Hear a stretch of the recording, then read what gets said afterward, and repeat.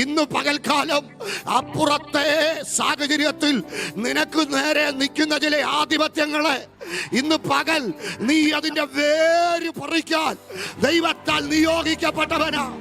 പൊളിച്ചു കളയാൻ യേശുവിന്റെ നാമത്തിൽ ദൈവശക്തി ഏറ്റെടുക്ക്, ദൈവകൃപ ഏറ്റെടുക്ക്. അത്യന്ത ശക്തി ചലിക്കട്ടെ.